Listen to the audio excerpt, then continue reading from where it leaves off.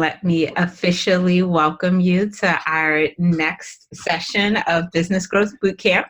So it's great to have you here with us. And as always, we like to start out with celebrations.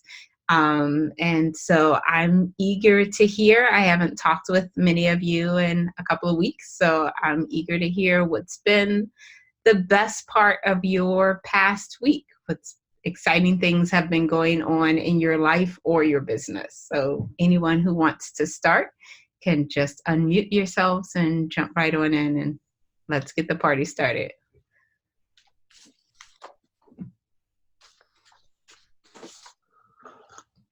I guess I'll start the party. Go ahead, Marianne, kick it off.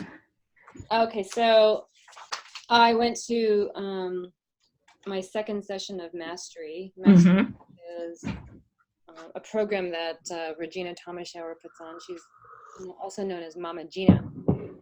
And she runs the School of Womanly Arts. So it's not necessarily anything specifically for photographers. It was for 900 women who want to just learn how to live a turned on life. So we did all these amazing exercises and lived. I mean, we were just really ecstatic, and we went through. A woman has a range of emotions. Well, I guess every human being does. It's like a piano with 88 keys, and in this society, we're taught to play only middle C.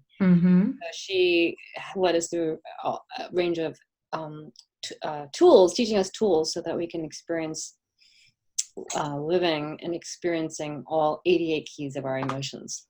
Oh, how wonderful. It was pretty wonderful, yeah. Yes, it is. We have it contributes to the fullness of life that we don't have to always rein ourselves in. So that's great.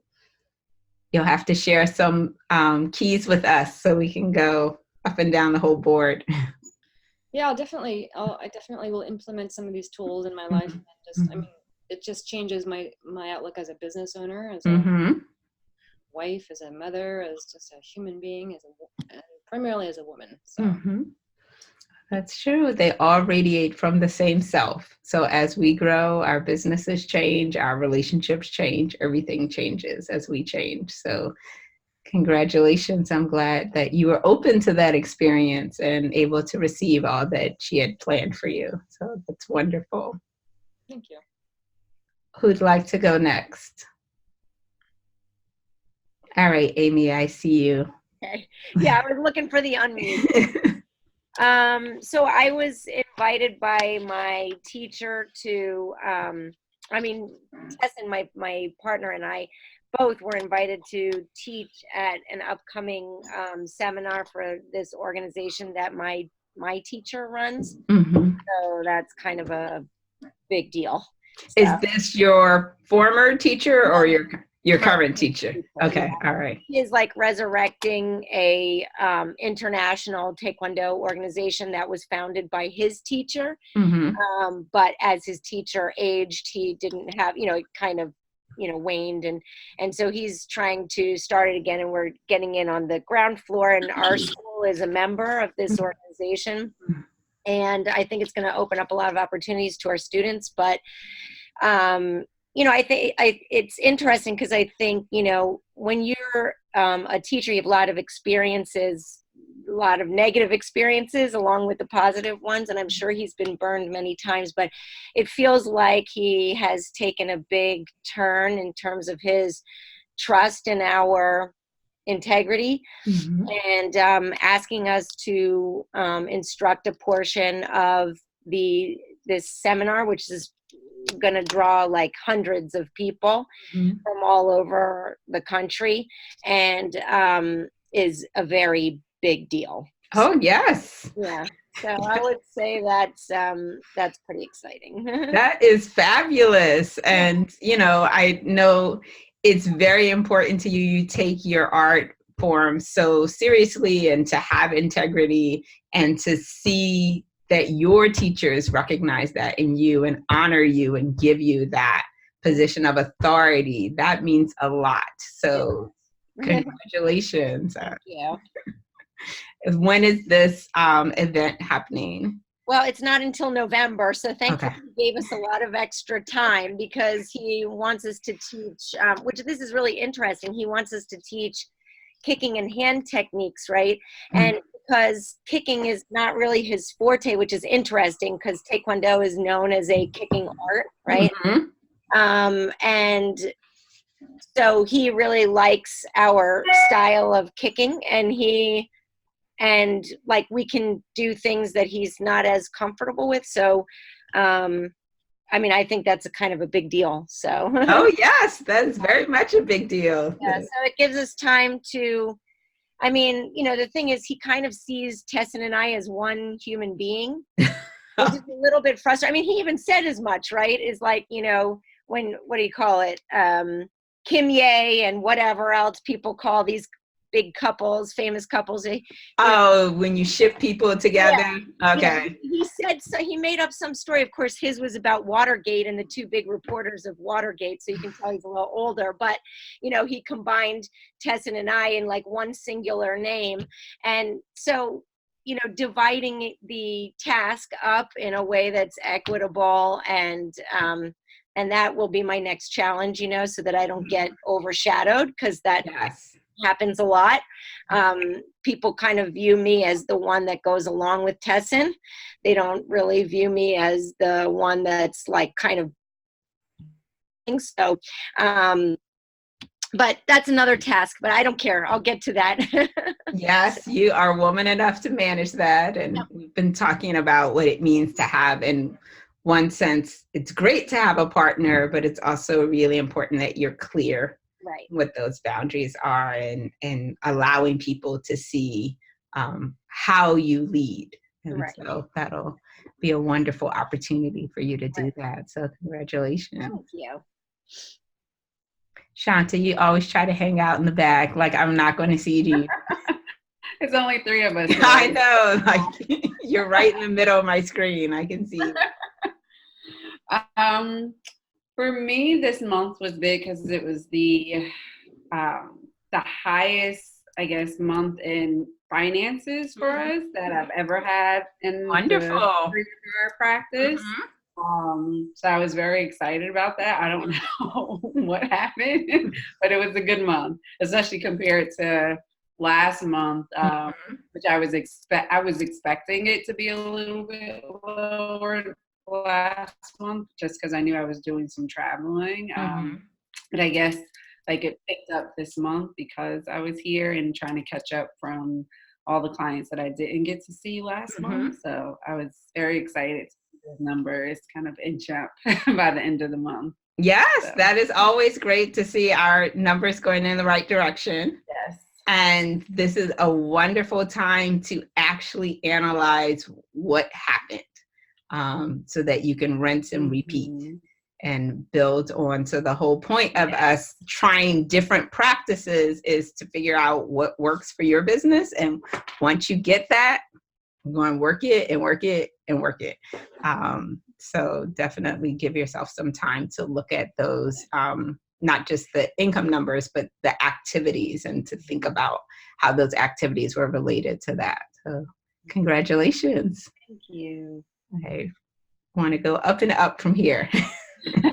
way up. way up. Just keep going, keep flying. Like the number that we hit was actually more than my goal for each month. I had started at the beginning of the year. I wanted to make a certain, like, continue to amount, just so I can get to my just end goal for the year. Yes. So this is the first month that I hit the actual number and beyond. So yes, that is exciting. And after you've hit it for 3 months straight, you know what that means. I hope I can continue to hit that month. Of course you can. Of course you can, because it's not luck, it's skill. Okay. So skill is what allows you to recreate the same outcome over and over and over again. Skill and talent, that's all it takes. But once you recreate that outcome for 3 months straight, that means it's time to set a new goal. Oh, okay. Yeah. So You give it 90 days. I was happy with this goal. I know, but we have to be scared with our goals, right? Our goals have to stretch us. So I'll leave you alone right now. I'll check in with you in 3 months and we can bust it out. But wonderful. I'm so excited about all of the, exciting opportunities in your lives and your business. I'm very honored to be able to have this time to continue to share with you and support you in growing your business. And this today's session is our second session on marketing.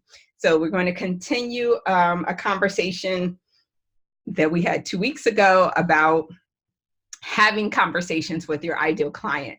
But before we do that, I wanted to share a quote with you. And this quote comes from Dale Carnegie, who's a great thinker, writer, and public speaker. And so the quote is actually about public speaking, but I think it's not really about public speaking. It is about communication. So what he says is, audiences don't want a performance from a speaker. They want an authentic, meaningful connection to the person who is speaking and to his message.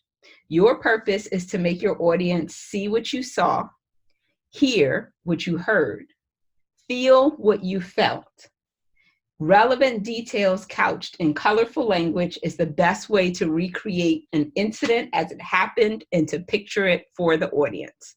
So this discussion of public speaking, but I'm arguing any kind of communication, is all about a meaningful connection between you and your ideal client. And we were talking about that last time, about what's the difference between talking to a whole stadium full of amorphous people and talking to one person. Because you can't make a meaningful connection with a group of people, but you can make a meaningful connection with one person. And so as we get really good at understanding who your ideal client is and making that meaningful connection, other people will feel it even when you're talking, on your Facebook ad and you're talking to thousands of people. It will feel like you're talking just to me, to that one-to-one. So that's what we're going to continue working on in our time today. So last time I gave you the assignment of doing the interviews with your ideal clients. So I wanted to take a minute to go around and find out how that went. So I'm interested in what did you learn about the problem or desire of your ideal client as you did these interviews, and what, if anything, surprised you? So whoever wants to start can start.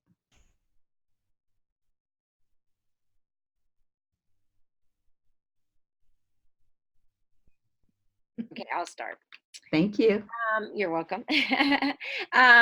So I learned that a lot, out of the people that I managed to get in touch with and actually sit down and talk to, a lot of them actually the adults came to us because of their kids, right? And the child almost provided an excuse for them to do it, right? Because they didn't really think it was something they could do. And so, for example, I talked to one of the dads of one of our students. He's also a student, but he was like, as a man, like, I think he was saying, like, it's hard for a guy, like on a pride level, to come into a place like Mushim and train with women who are stronger than they are physically and mentally.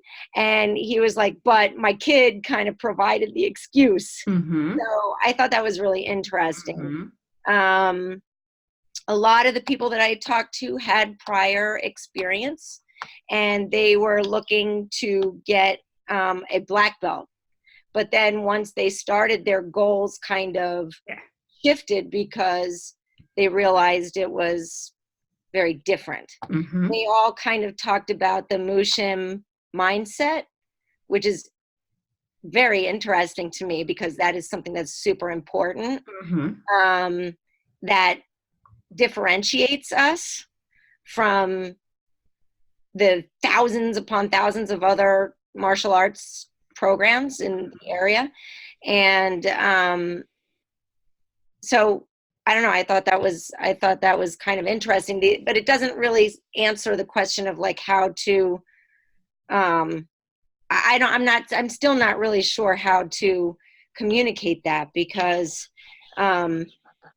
these are kind of like intangible things, like. Well, what was their pain? Well, I mean, their pain, they were interested in health, right? So overall health.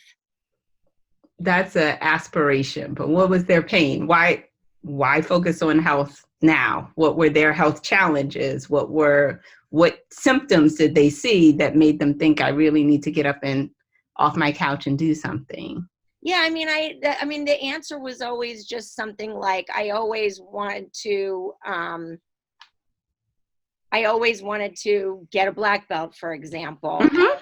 So that was the one guy. I'm just, for some reason, conversation's sticking out of my mind right now, but he just wanted to get a black belt, right? And he tried other programs in the area, and they were, dollar focused. Mm-hmm. And he was embarrassed by the people that had black belts around their waist. He didn't think that they deserved it. And it spoke to the question of like, if you pay enough money, you can get a black belt in Taekwondo or whatever martial art. It doesn't really matter what you do to get there as long as you pay the money. Mm-hmm. And, he started because he has a 12-year-old son who's like highly intellectual but not very physical, and he wanted to help him gain more confidence in that area. And that's what motivated him to start looking again, was his son. Mm-hmm. So it's important to think about not just the process of how people got there, but what they want. And this is in the interviews, we have to dig a little bit further and to understand before they came to you, right? Because they didn't actually know how fabulous you were. They just knew they needed some help.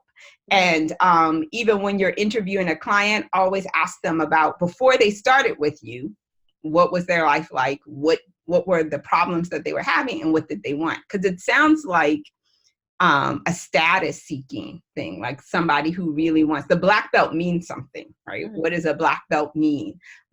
So for me, growing up, Bruce Lee, right, master and powerful, and it means nobody's going to mess with me. And as somebody who is physically small and feminine, and people didn't take me seriously, like, to me, a black belt would make me feel that I am strong and I am powerful, not just intellectually, but also physically. But I don't know for that person, but I'm saying that's the level of, we want to know what it means, why it's important to you. What are those things that are going on in the back of your head? Because it's the emotion that's triggering the sale. It's not the rationale that's triggering the sale. In the process, the kid got him in front of you, but there was a reason from his own self that he decided to sign up. So it'll be useful when you're having more conversations to kind of think about what are the problems that are keeping them up at night that make them think I really need to do something about this. And when we can get that, then that'll be what you speak to. Go ahead. Yeah, the other person that I was just thinking of as you were talking, one thing that she did say to me, because she was at another school where I know the master, and she was like, same thing. She started Taekwondo because of her son, right? And then once she got to this other place that she was training, I think she had an experience years and years before. She was a teacher, and a student invited her to their black belt ceremony, and she was struck, by these young kids that were expressing themselves like with gratitude and respect, and she just was completely blown away by that, and she wanted that for herself. And then, like, she's a very family oriented person, but she has, she had like a very serious illness, in her family. Her partner became very sick, and then she was like worried about all these other things, and she was really looking for, like, she was spending a lot of money in Taekwondo, but it wasn't yielding any results, because she really felt it should be this more cerebral experience. And that's when somebody referred her to us. And she was like either between that and a therapist. Oh, that is great. Yeah. That's great. So that's exactly what we want to get with our interviews, because people are looking for solutions to their problems, and they're looking broadly. And so you might think your competition is the Taekwondo studio down the street, but it actually might be Shonda. You know what I'm saying? Like, people are thinking this is my problem and I could go this way and solve it, or I could go this way and solve it. And so the clearer we can get on expressing that, then, you know, they'll be like, oh yeah, this is what I need to solve my problem. So that's great. So listen for those patterns. And the more you talk to people, the more they'll become a type of person rather than just, you know, one person. So that's why it's important to keep talking to people and try to get at least 10. And like I said, do this every 90 days. Find more people to talk to. Some of them could be clients, but they don't have to be. Just people who you think would be great in your program, and figure out what do they really want. And it's important to remember that what we want to give them or what they need might not be the same as what they want. So lots of people want a particular outcome. In order to get that outcome, they need a whole lot of other stuff that they are not even thinking about, but that's okay. We only want to have the conversation around what you want, and then they'll sign up and you'll give them what they need. But we'll mix that in later. But great. Thank you for sharing, Amy. All right, we're going to keep it moving. Go ahead, Shanta. What have you learned from your interviews? So I didn't do all 10, but I did speak to like a good set of it. So I had some folks who were clients already, and then some folks who I met recently through networking. That I was like, do I try to get them as a client or as a friend? And I ended up friending them rather than just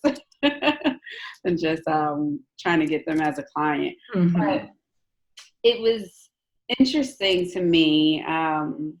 Like, I had a range. So I had some folks who weren't trying anything really. Like, they weren't seeking outside resources to help them with their problems, but they were like talking to their girlfriends or talking to family members and stuff like that.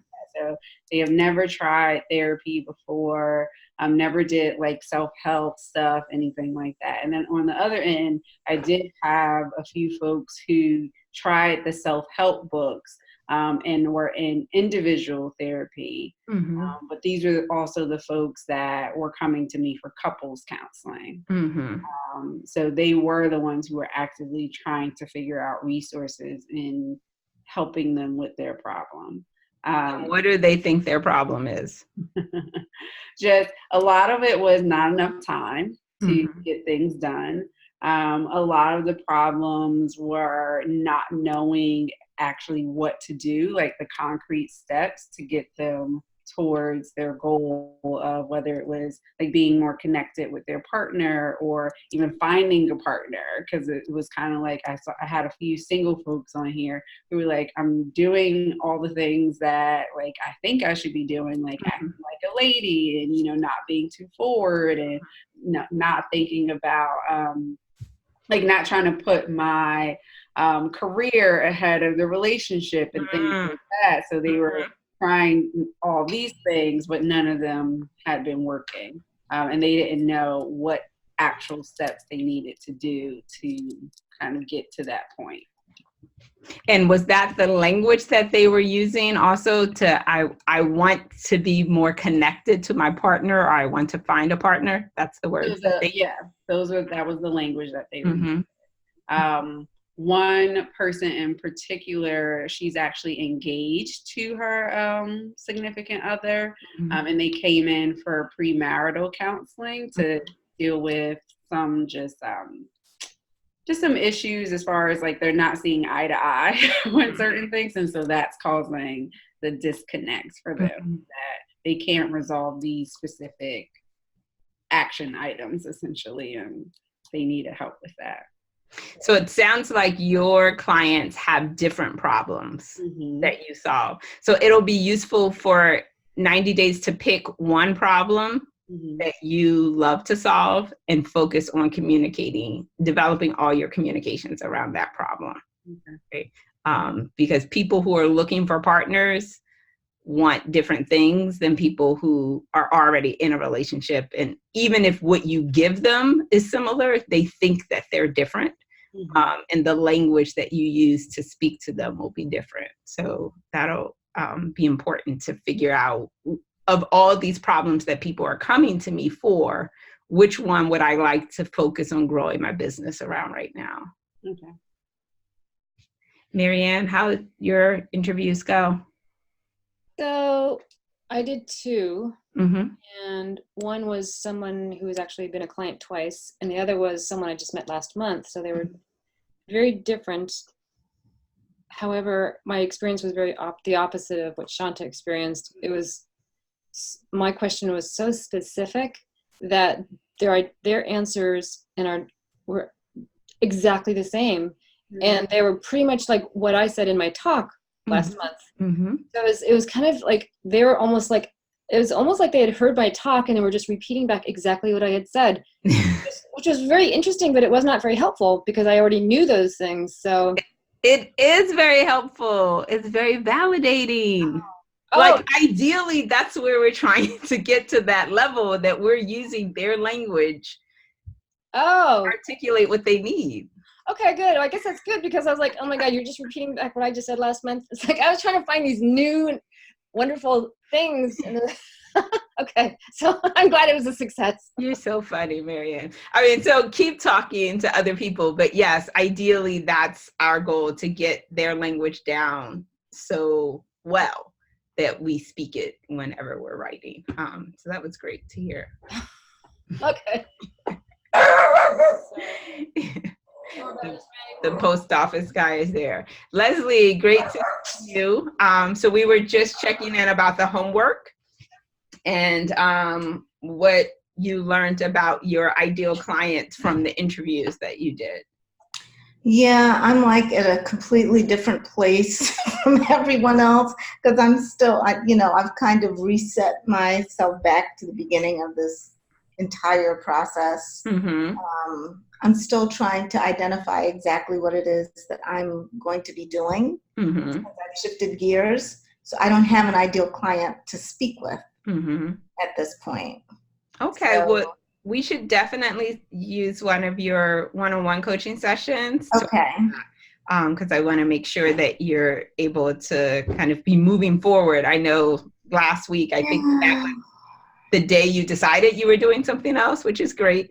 But now we want to keep you moving forward with that. And today we're going to, because we're doing marketing, so we're going to do more of that and just, make the best as you can. Sure. And thinking through. And if there are ideas that you're kind of just batting around in your head, just generally speaking, maybe just take one and use it for these activities. Exactly. Just work through, and then we'll hop on a call and I can give you some support, and hopefully you'll be able to walk away with more clarity around some of your possibilities. No, I can definitely apply the exercises to a hypothetical. Ideal. Probably. Yeah. So. All right. Well, let's get started. So we are going to talk about conversations with your ideal client. And I have, where's my little poll thing? Wait, give me this 1 minute. I had a poll for you. No. Where's my little poll that I launched? Try it again.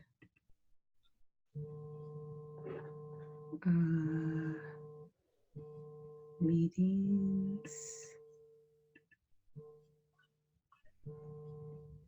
And here. Over here. Hang on. Are you guys getting a tornado warning? Yes. Is that I got a something. Okay, now let me just see if, hang on. Are you, you're in the basement, right? Isn't that a good place to be?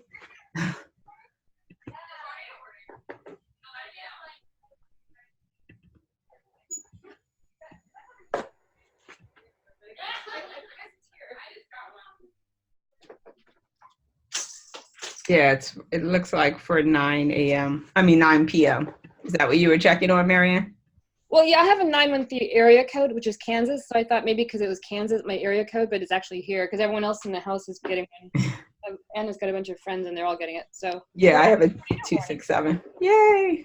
Let's stay in our basements. Okay, so this is the poll that I have for you, which is about communicating with our ideal client. So what's the most challenging form of communication? Is it writing social media posts to talk to them, writing sales letters that you send out, creating landing pages in your websites, talking to your ideal clients in networking events, or public speaking? So which of those would you say is your most challenging form of communication?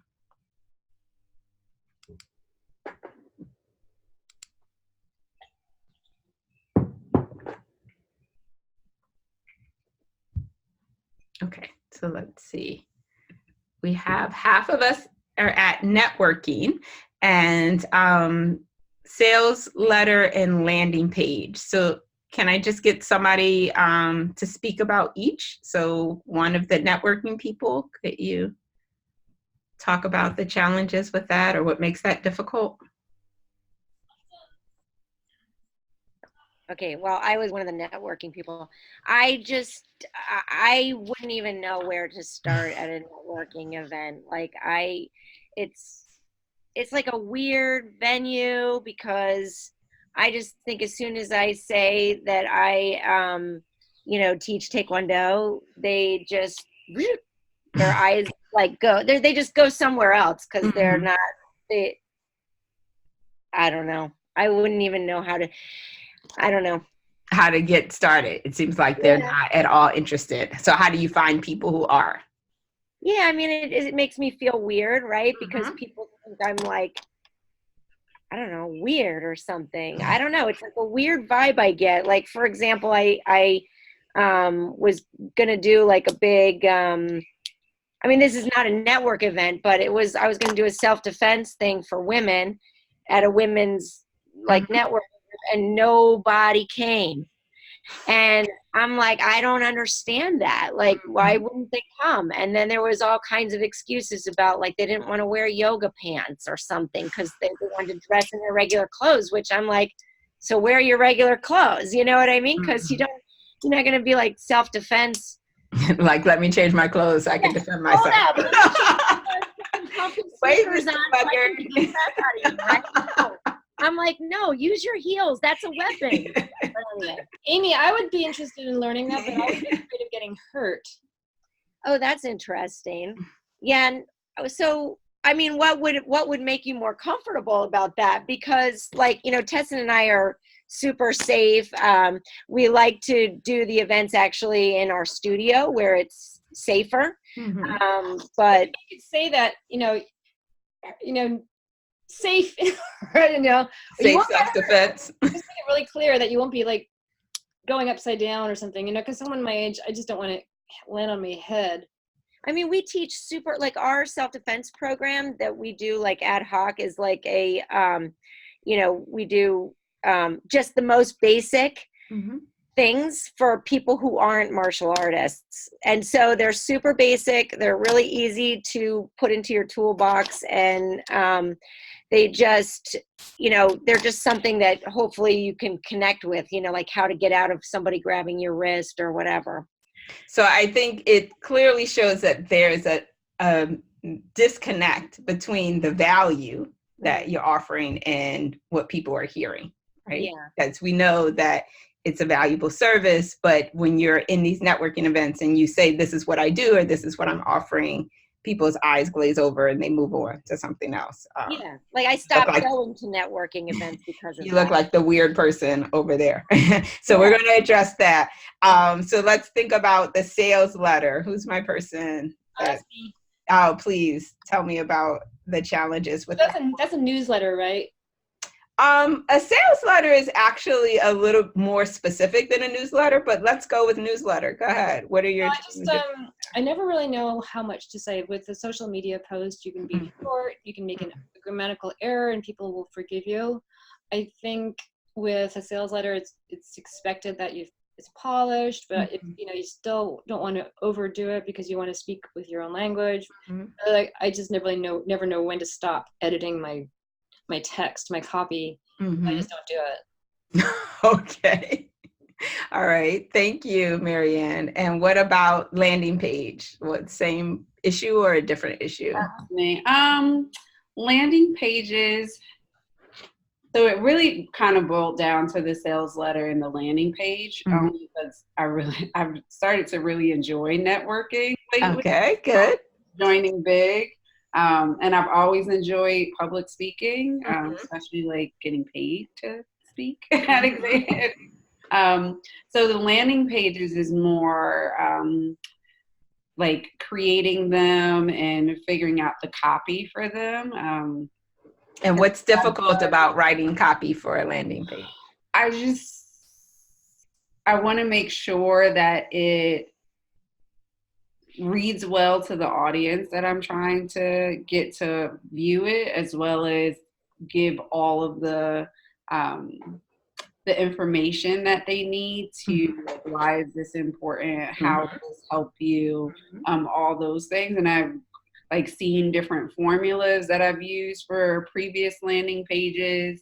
And I feel like, yeah, like it's just been difficult for me because those landing pages are usually for like my like online program, things like that, not necessarily the therapy piece, because like I've been really good with getting clients in for therapy, but not for like selling other stuff. So what I'm going to share with you is this easy system that you can use for all of those communications, right? So you can use it when you're doing your social media posts. You can use it when you're doing your sales letter, your newsletter, your landing page. You can use it to start a conversation with someone at a networking event, because all of them vary in length, but they follow this 3-step formula, which is in your textbook or your workbook, is the PASS system. So P stands for problem, where you lead with the problem. And this is why those interviews are going to be so important, because you want to describe the problem in as vivid detail as possible, in as emotional language as possible. So marketing is about emotions. People buy with their feelings. They don't buy with their logic. They decide to buy, and then they make up a rationale for why they did.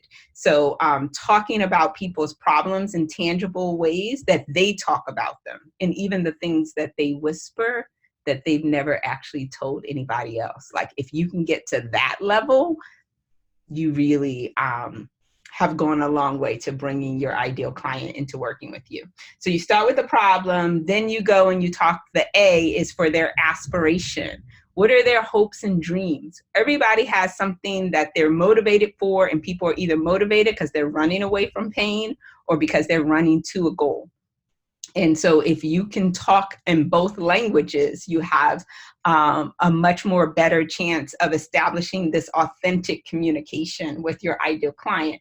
And so in your discussion of their aspirations, you want to affirm for them that this is possible for them. Because some people really feel like, I can't even hope for this. Like, that's ridiculous. Other people can have that, but I can't. So in your communications, you want to not only describe what they want, the dream life that they have, but let them know this is possible, you can have it. And then the S is for solution. And so here you have to be honest about why they haven't solved the problem and what they need to do to solve the problem. So the reason why they still have this problem is because they are holding on to some kind of false belief. Either they've been lied to and somebody told them this is the way to do it and it didn't work, or they've been misguided and they thought that they could do it this way and it didn't work. But the point is, if they had the solution, they wouldn't have the problem. So the fact that they have the problem means they don't know the solution, but they may think that they know the solution. And that's why it's important for you to know what else they're going for, so you can say, that's not going to work. If you go left, it's not going to work. And this is why you need to go right. So once you have those three things, you can use that in a networking event to kind of start a conversation. You can use it in your sales page, because your sales page actually goes through the same structure. Start with the problem, go to the aspiration, and end with the solution. And so what I have here is what I call my Dear John letter. So you know the Dear John of like when men go off to war and their girlfriends leave them. So it's a formulaic letter that has this strong emotional response. So you're not breaking up with your ideal client, but you are communicating with them according to this structure. And so you can use what you've learned from your interviews to fill in here. Dear, again, your ideal client needs a name. So whoever that person's name, that becomes your avatar. Then you talk about the problem. So you say what you see. And then you go with, it doesn't have to be this way, right? So this is the problem you're having, but it doesn't have to be this way. And then you can tell them what they can have. You can have whatever it is that they want. And then you go to tell them why they don't have it, right? So you never want to tell people that they're wrong, because people don't like to be wrong. They can be misguided, they can be lied to, they can have had the information withheld from them, all of that kind of stuff, right? So I have here, you've been lied to, or, you know, well-meaning people have steered you the wrong way, or whatever it is. You know, calories are not what makes you fat. Like, it's really about whatever the times that you eat, whatever it is, but your strong statement that separates you from what most people out there are saying. Because if most people were saying the right thing, they wouldn't have this problem. So they don't understand. So that's what you do there. And then you give them your solution. So what you really need, you've been doing this, but what you really need is that. And then you do your invitation. So let's talk. So we can have a sales conversation. You can come to my webinar. You can come in for a sample class, whatever the thing is that you're inviting them to.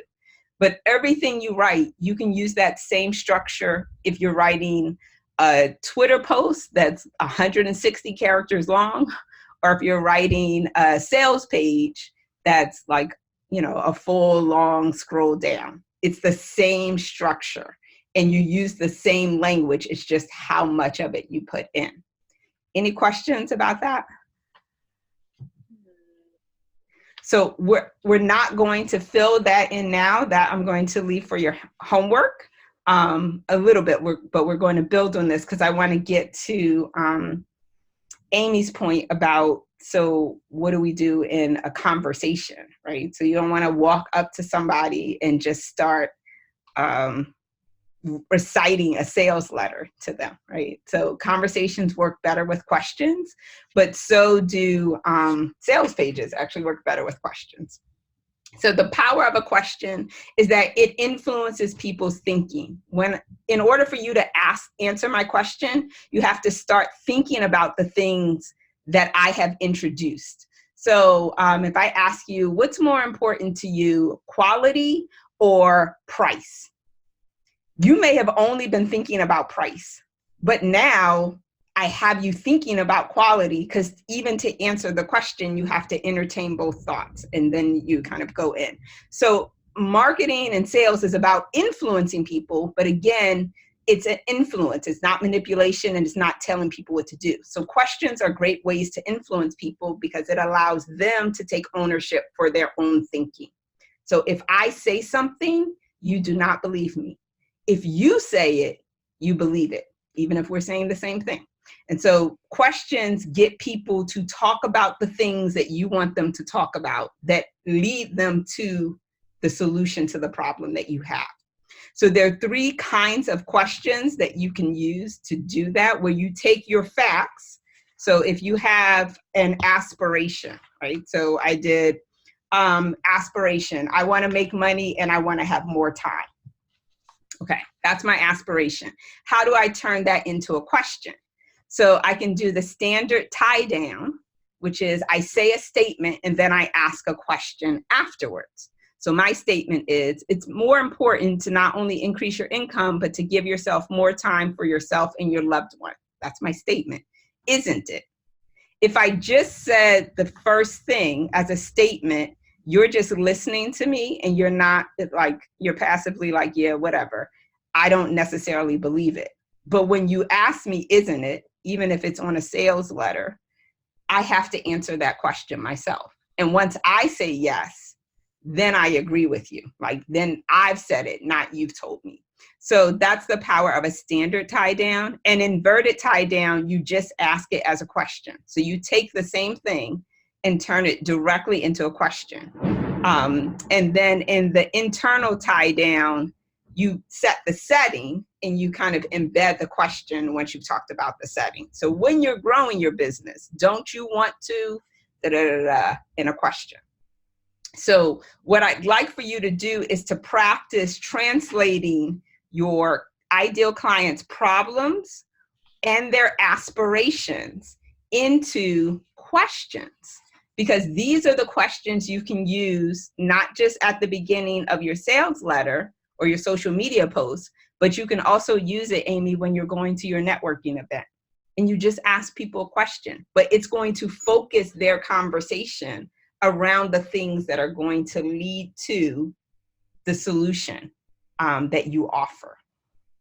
Okay, so before we get into that, any questions about conversation starter questions? What's a tie down? So the tie down is just getting someone to actually make a commitment to something. So in sales, the whole idea is you get people to make small commitments so that eventually they can make a bigger yes, a bigger commitment. So every time I'm making a statement, I want to make sure you're in agreement with me. Because if you're not, then when I get to the end and it's like, so therefore, you're like, well, therefore nothing, because I didn't believe any of the stuff you said up until that point. Okay. But if it's like, I think A, don't you, Marianne? You're like, yeah, A is really important. And what about B? B is very important. Well, if A is important and B is important, don't you think we should do C? Yes, let's do it. So that's the power of a question. It gets people to themselves consent in these small ways. So we are trying to establish a connection with an individual person, and we're trying to communicate our message to them where they make a commitment to thinking a particular way and to solving their problem. So that's what we use these questions to do. It's not to manipulate people, but it's to get them to actually think about, doesn't it suck living like this? And wouldn't it be great if you could live like that? I'm like, yeah, well, you can. Like, let's do this.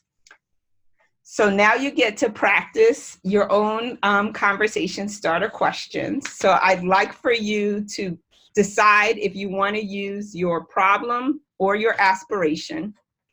And I'd like for you to, I'm going to put you in pairs in a minute, but right now just start writing down some practice tie downs of either of the three.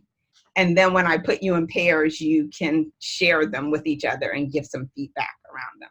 Okay, so write down your questions and let me create our groups.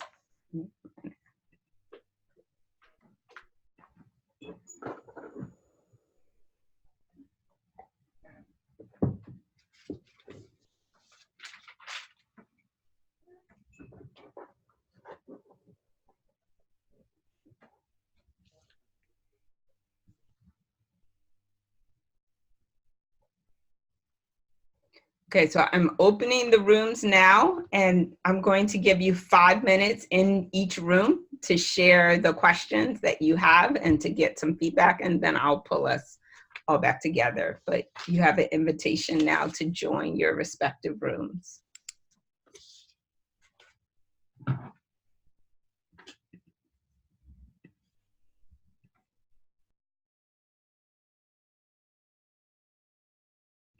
There I go. Okay, so welcome back. So I'm glad that you were able to start seeing the power of questions and how you can ask questions differently to get people thinking and talking about the problem you solve, because that's where you want to lead them to. So what I'd like for you to do now is to actually schedule a day and time that you're going to use some of the questions that you just developed.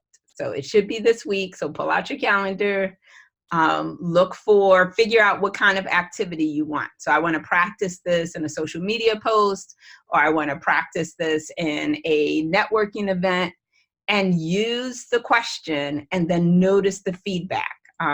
If it's in person, it's great because you can see if their eyes, as Amy said, glaze over, or if they start to get animated, right? And all of this is about a test and retest, right?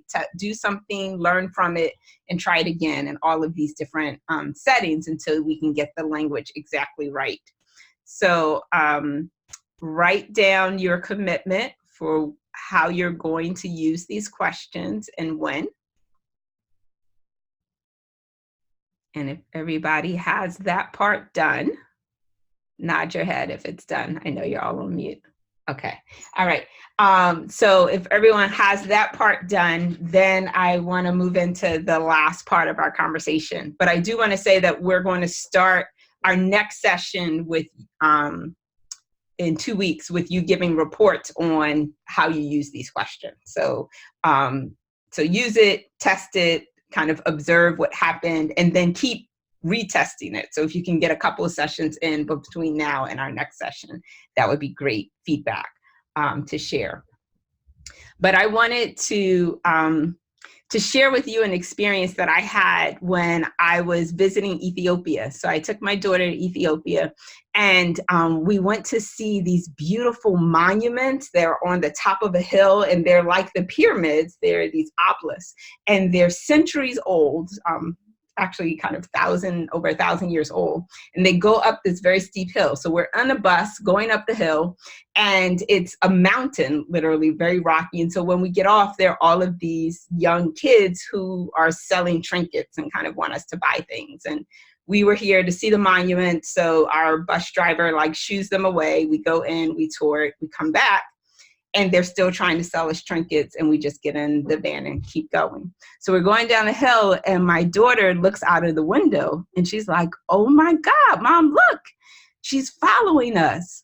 And I was like, "What?" And so I turned and I looked out of the window, and one of the little girls, who was like the same age as my daughter, she was 10, is running down the mountain chasing behind our van. And then my daughter's like, "She doesn't have any shoes." And so I look down at her feet, and she's running down this rocky mountain fast with no shoes on. And then my daughter was like, "Okay, we have to stop. I have to buy something from her."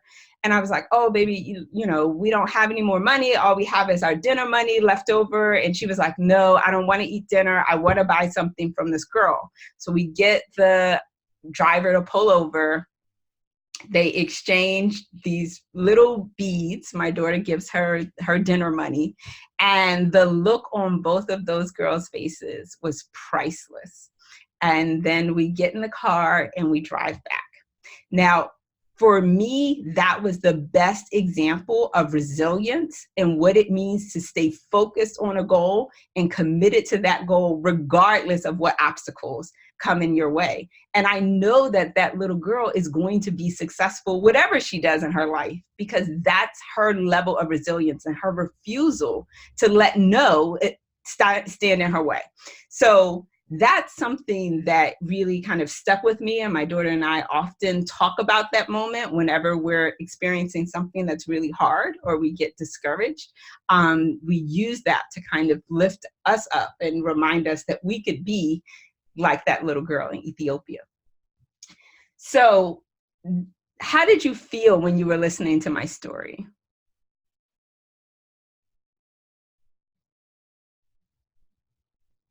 You're all on mute, so I see your lips moving, but I cannot hear you. My feet hurt. You could feel the little girl's pain. You were channeling her? Yeah, she was going for it. She was going for it. I would say I felt a little conflicted. Mm-hmm. On one hand, I thought it was a very inspirational and, great example of resiliency. But then I also, as kind of a sex therapist, think of the consent of autonomy. Mm-hmm. And try to take away your autonomy by kind of badgering you on some level. Like if you've had in your mind, like, no, I don't want this, but then you continue to pressure me. So now. Oh, so you felt like she was more powerful in that situation. Yeah. Because I also think like, well, does she do this often? Is this like a probably case? Like it's hard for me to kind of take that apart. So like on one hand, I get it. Like, yes, you want to be able to support someone who like it seems like doesn't have anything, but I also want to acknowledge that when people say no and they mean it, I need to accept that. So, yeah. Great. I love it. That is definitely a sex therapist answer. Amy and Leslie, any thoughts about how you felt listening to the story or what you thought about me, what the story revealed about me? Actually, I was too busy thinking about your daughter. Okay. I kept thinking, yay, her, because here's this 10-year-old who's had this transformative experience. I completely forgot about you in the story. Okay, well, you thought I'm the mother of a great daughter, which I really am. Yeah, I mean, I'll take that one. You're a mother of a phenomenal daughter. I was like, wow, how amazing is that in a 10-year-old? Wow. Yes, So, yes, she is quite impressive. I mean, wow, yeah. Sorry. No, it's fine. You never ask an open-ended question if you're not prepared to hear what people have to say. Amy, what were your thoughts listening to the story? I definitely would give the little girl selling the trinkets a lot of credit for not giving up. I mean, that is perseverance, right? I probably wouldn't have bought anything from her though. And what did you feel when you were listening to the story? I felt a little sorry for the little girl that had to run down the hill with bare feet to sell a little trinket. That I felt sorry that was her situation, that she had to go to those extreme lengths to do that. Great. So the power of a story and why it resonates more with us than a statistic, because I could tell you about the statistics of poverty in Ethiopia, they would not evoke the same level of emotion that telling the story of the young girl does. And that's because as humans, our brains really are hardwired to connect the stories. Every time we start to hear a story, our limbic system actually gets activated, which is where our emotions are. And every time someone asks us to interpret the story, to talk about what it means, then our limbic system shuts down and our prefrontal cortex kicks in. And we start doing, as Shanta did, the sex therapist rationalization of the story, right? So even if I don't understand a story, or even before I'm understanding it, I'm experiencing it. And that experience of it activates me as the listener and connects me to you as the storyteller. And so stories are a very powerful medium of communication that I invite you to use in all forms of communication with your ideal client. But we're going to talk about a few particular kinds of stories that I want you to practice using. So the first thing is to recognize what are the basic components of a story. So all stories have a protagonist or a hero, and that hero in some stories is you, right? It's important to tell stories about yourself because it's a way in which your ideal client gets to know who you are, what you value, how you act. They learn a lot about you through a story instead of you telling them, I'm this kind of person. When you tell stories, people will pick up on the kind of person that you are. And so you tell your stories about yourself. You can also tell stories about your past clients. You can also tell stories, and for your marketing, the hero of your story should really be your ideal client. So those are most of the stories we're going to talk about. The story also has to have a problem. conflict is what drives a narrative, right? It's boring if there's no conflict involved. So you want to think about what's the problem. You want to talk about what happened and then how it ended. What was the resolution? So after that, I have some things that make the story powerful. So that's what makes something a story. But in order to tell a powerful story, we want to do a lot of editing. It should be very, very lean. All the stories that you'll create should be stories you can tell in less than 2 minutes. And so you can use them freely in your interactions with your ideal clients. Stories should have a dialogue. So instead of saying what happened, describing what happened, actually give the actions, state the actions that happen. And so dialogue is an action and makes something present tense. Stories are useful when you have a surprise. So if you start in the middle of a story, right? Start in the middle of the action. I was sitting in prison and surrounded by guards, right? People are like, what? So then you just start your story. If you have suspense, so if you leave a story before it ends, that's a way of keeping people's attention. And again, the story has served its purpose because you have established an emotional connection and they're listening to you. So you don't have to teach every single principle out of the story. And finally, the present tense. So telling your story in the present tense, even if it's something that happened in the past, when you start telling it, after you've set the setting, tell it in the present tense, because that'll make it more engaging for your reader. And you can also, when your audience is the hero and you tell the story in the present tense, you can get them to imagine themselves using your service or your product, right? Which is exactly what you want them to do. So you could say, like, at the end of the month, when you run my payroll system, you'll smile knowing that you have just saved yourself hours of work, right? So already they're imagining themselves having bought your product. So that's what makes it powerful. So what are the kinds of stories that you want to be able to tell for your business? I have 4 of them listed. So why I do what I do.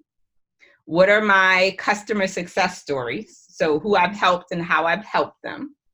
The third one I think of as trust stories. So I can tell you when I can't help you, or I'll tell you when I've made a mistake. And so if you can tell stories about you making mistakes and being honest about it, or tell stories about when you have denied clients because you couldn't help them, that builds your trust and credibility that you're not just taking everybody's money. And then finally, the objection handling stories. So when you get into sales and people, say, oh, I'm afraid this won't work for me, or I don't have enough money, or I'll do it later, that's a great time to lead with a story instead of just telling people, no, it will. You just go, oh, I remember such and such had this time and this is what happened. So that way they're envisioning themselves in that person's story. So right now we're going to use our last 10 minutes to work on a story. The story that I have is for us to do the why I do what I do story. And if you see on, let me see what page it is. There's a template on page 65 that is, I call it like a story spine. So it's just for you to identify what are the specific parts of the story that you want to tell. You're never going to write a story and read it word for word, but you want to make sure you know what all those important parts are so that you can tell it. So what I'd like to do is to give you 3 minutes to visualize a story that is the why I do what I do, and then to write out your answers in the notes for the story section, and then we're going to get in and practice actually sharing the story. Okay, so we'll do 3 minutes starting now to write, and then I'll put you in groups.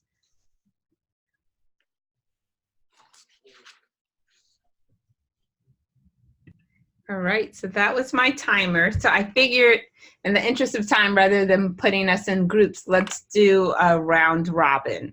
So we'll move from left to right. So that means, Marianne, you get to start the party yet again, and just share with us why you do what you do.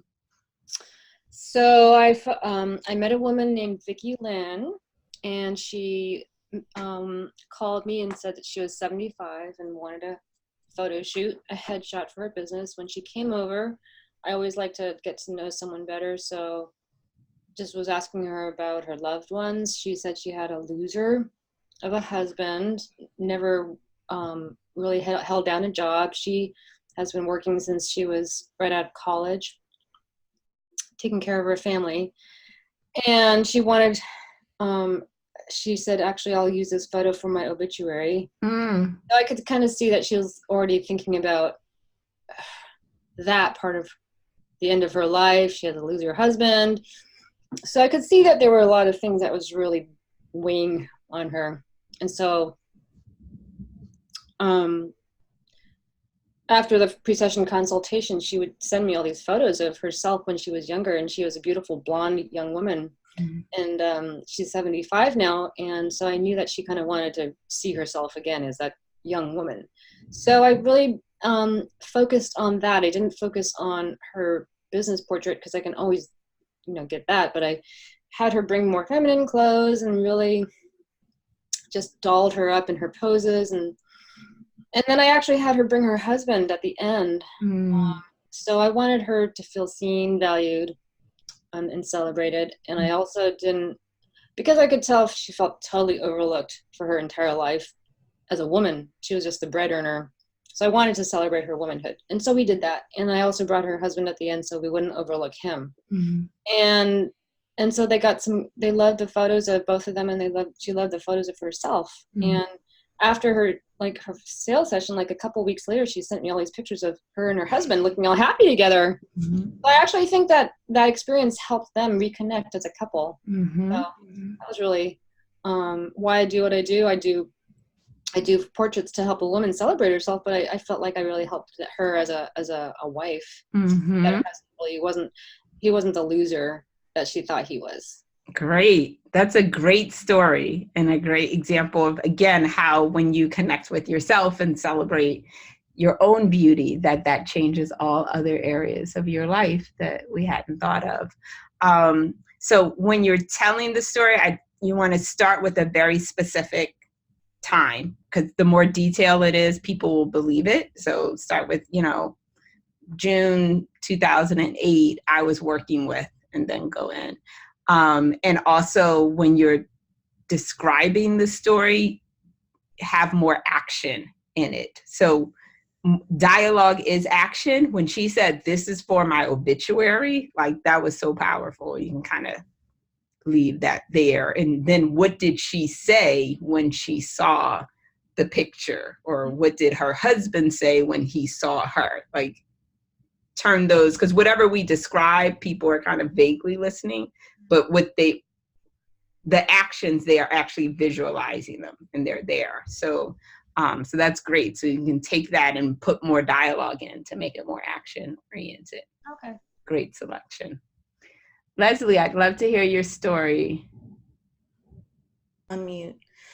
Okay, yeah. So I remember when I was 15 years old, and a very dear family member of mine was not in the best of health. In fact, she had a diagnosis of sickle cell, and the doctors had always said that she at most could expect to live until she was about 40. Well, given the fact that she was 25 years older than me, it meant that her time was supposedly, in theory, up. She decided to not just go with what the doctors said, and started exploring different ways that she might be able to improve her health. And one of the things that she came across was macrobiotics. She signed up for a class that was being taught through a community education offering, and learned all she could about macrobiotics. And because we were very close, I wanted to support her in that, even as a teenager. And so I was very involved with a lot of the cooking and the food prep, etc.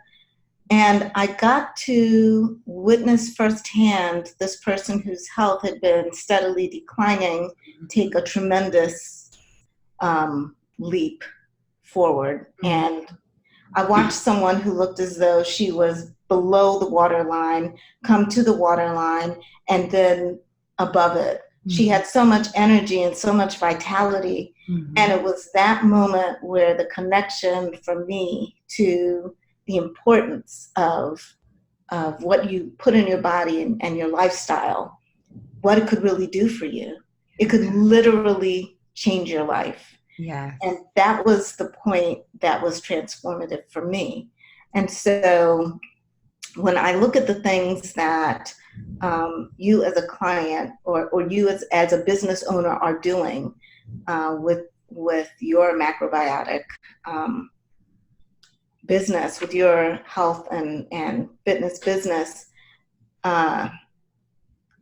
I just so strongly believe in that. And what I want to do is see you be able to get that word out to everyone and have other people's lives change as my family members did.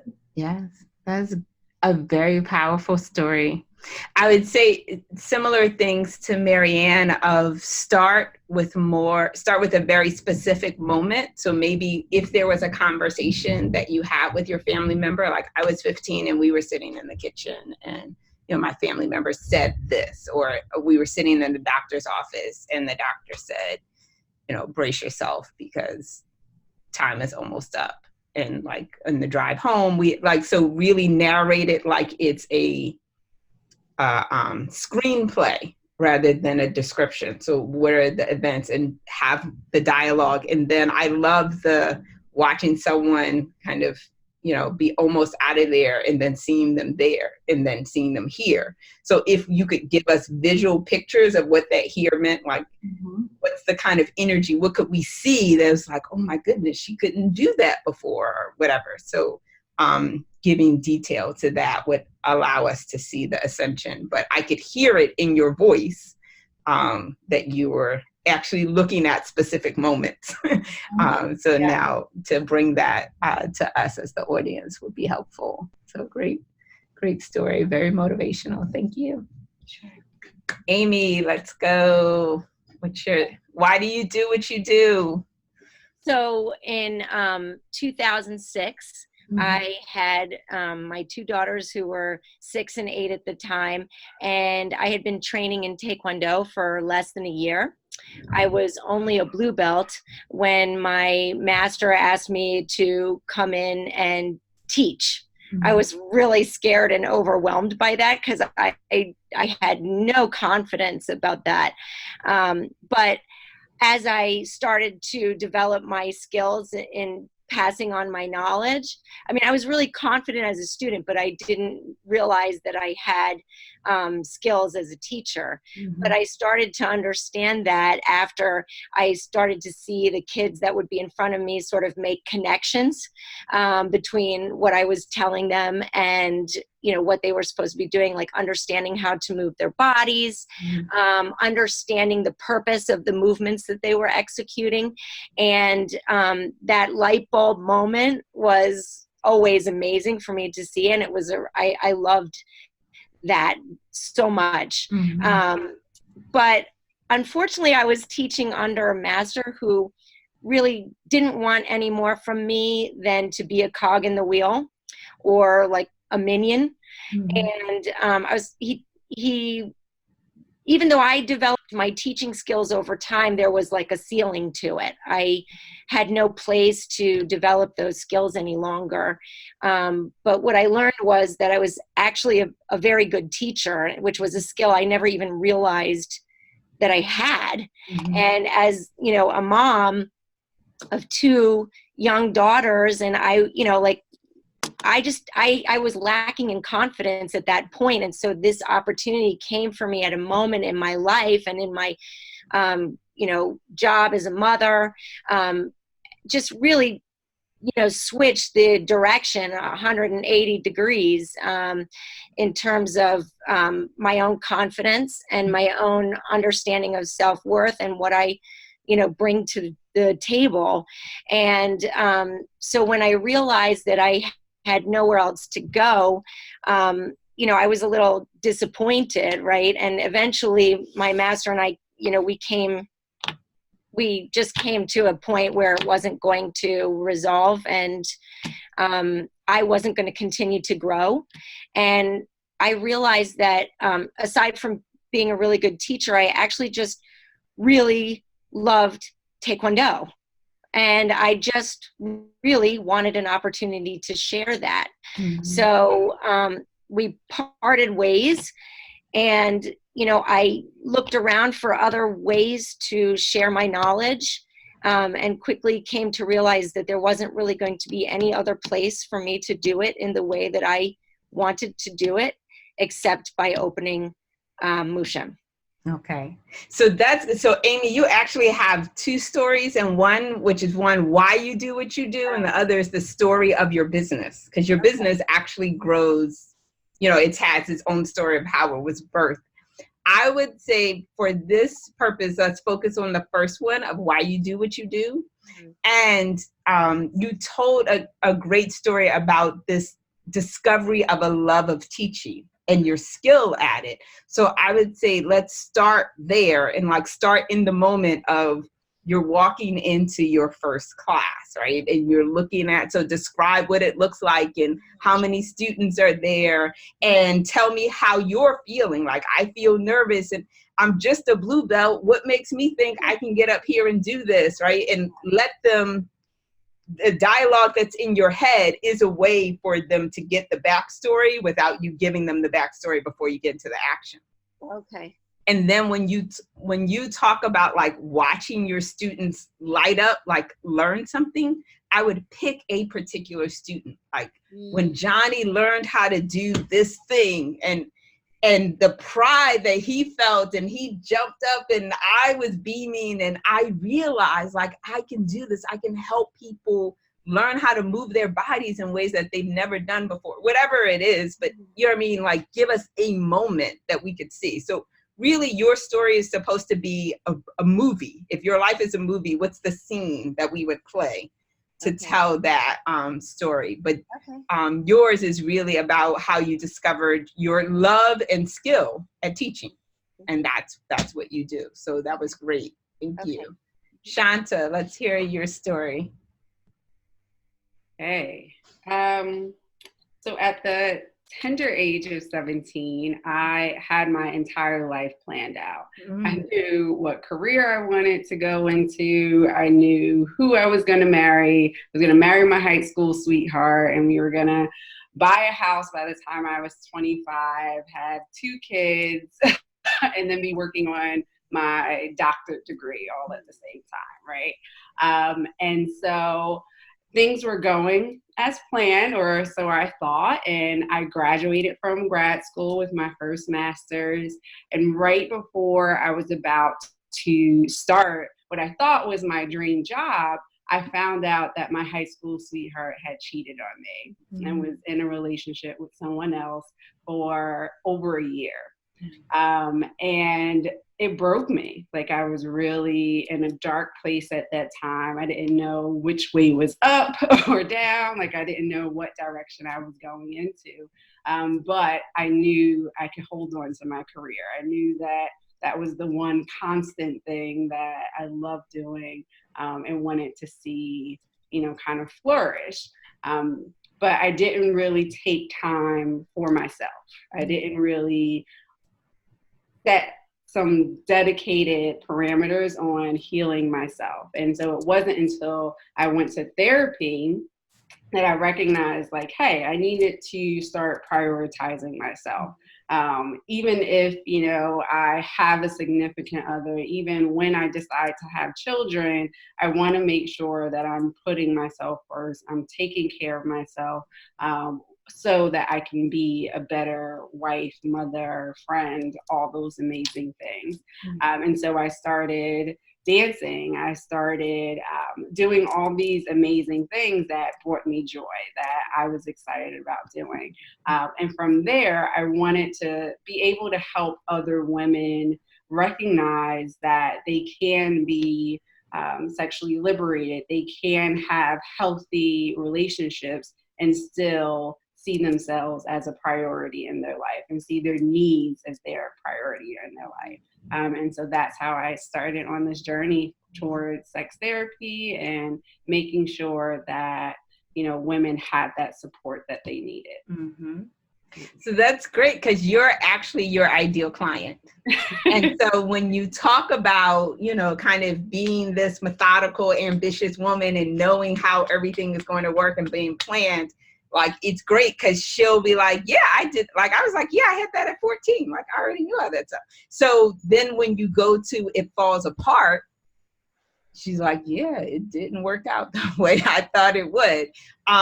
So that's a great, like, we're together and she's going to experience that drop with you. I would say really drop when it falls apart. Like, tell us what happened. You don't have to get all what happened, but I saw the message on the phone, like what it is, reveal to us. Don't tell us that, your partner was cheating on you, like reveal it. And let yourself feel what that is. Because when you told us that, someone that you thought you were going to marry has been having an affair for over a year, you were actually smiling. And I'm sure it was an uncomfortable smile, but it's like, we don't have to smile all the time when we're telling our stories. That was a very painful thing. And if you want your ideal client to feel comfortable sharing, right? It's like, yeah, I'm opening up. Like, yeah, that hurt. It sucked. I felt like this, whatever. So let your face and body reflect the story that you're telling as well. And you can probably also shorten some of it, just the therapy, like that nugget that you got from there about prioritizing yourself, you can go straight from there to, and that's why I support women in doing that, because I've seen the difference it's made in my whole life, by doing that. And kind of, so all of our stories we want to keep under 2 minutes. So these are great stories that you've developed. What I'd like for you to do now, before we get off, is to actually schedule a day and time that you're going to share your story with someone. It needs to be somebody who doesn't already, well, I don't want to say doesn't already know you, but someone who's potentially your ideal client. Like, you can practice it with your kid over breakfast if you want to, but they don't count. So somebody else that you would tell that story to. So write that down, and then we will close with everyone just listing the day and time that you're going to share your story, and we'll get feedback when we come back together in 2 weeks. So before I let you do the round robin, is there any questions about the why I do what I do story structure, or just storytelling in general? I found it interesting when you told your Ethiopia story that we all heard something different. We all felt something different. So when we tell our story, I guess we just have to go along the assumption that everyone's going to be like identifying with different parts, or? No. Well, people will hear different things because they're different, but really everyone who is your ideal client should feel drawn to you. I didn't tell a story of why I do what I do. I told a different kind of story. But the why I do what I do is your way of introducing yourself to your ideal client, saying, this is the kind of person I am. This is what I care about. This is who I am. And your ideal client should feel connected to you as a result of that story. So anything short of, if they, get the glazed over look, all right, that didn't go well.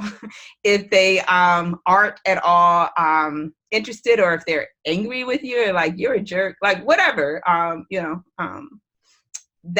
that shows that it wasn't resonating with them, which is okay, because a good story should attract the people who are your ideal clients and actually repel people who aren't. So you're not kind of wasting your time with people who don't align to your values.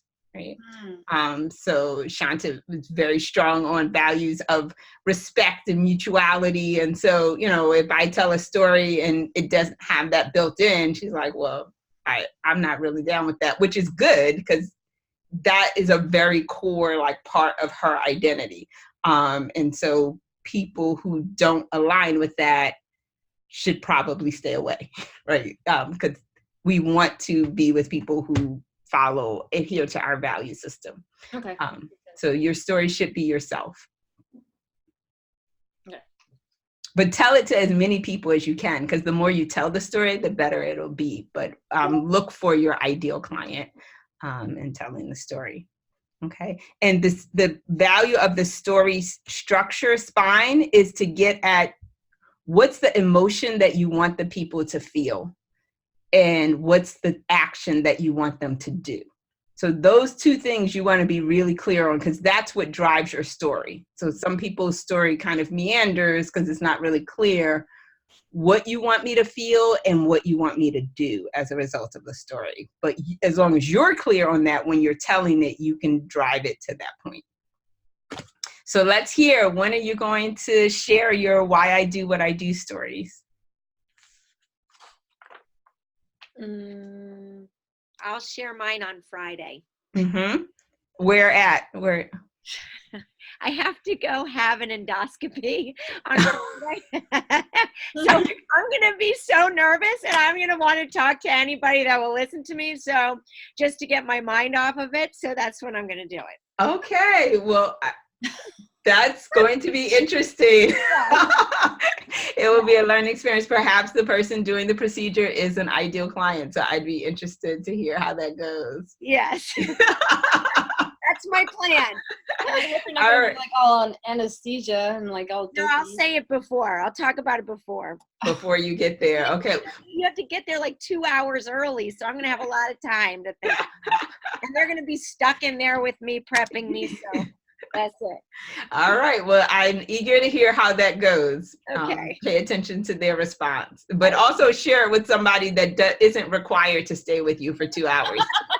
So you're not paying. Yes, exactly. Great. Thank you, Amy. Where are our other appointments? I'm gonna go to a pre-prom party for my daughter's senior. Oh, yes. And so it'll be a social event. That's Thursday. Mm-hmm. And you're going to share with some of the women at the story. I mean, at the event. Great. Great job, Marianne.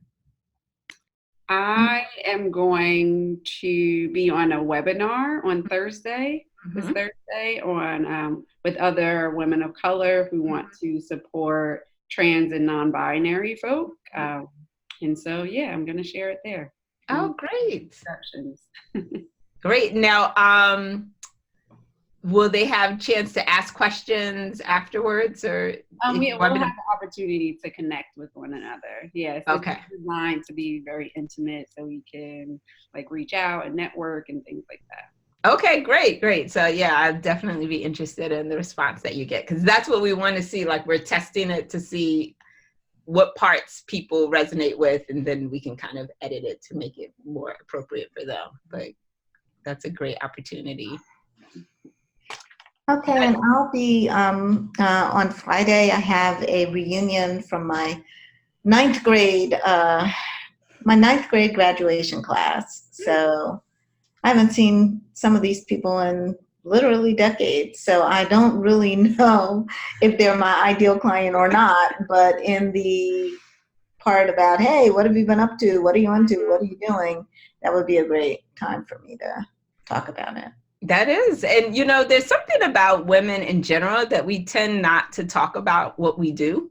And it doesn't serve us well, particularly when we have our own businesses, because people, even if I'm not your ideal client, I might know someone who does. So yeah, sharing as broadly as possible who you are, what you do, why you do it. And I think this is a much more interesting way to talk about what you do, because it's not, you know, I'm a brain surgeon, but it's like, let me tell you why I do the thing that I do. It gets at the values base and it allows them to connect with you. So I think that's a great way. Whenever you're bored or whenever you're anxious or whenever you're stuck in an elevator with someone, you can always pull out the why I do what I do story and see where it leads. So thank you for your time and participation. I'm looking forward to connecting with you in 2 weeks and hearing how this is going. And we will transition from how we can use this communication style to support us in the sales conversations that we're having with people. So that's what we'll be talking about then. So have a fabulous night, and I'll speak with you soon. Okay, thank you. Bye. All right.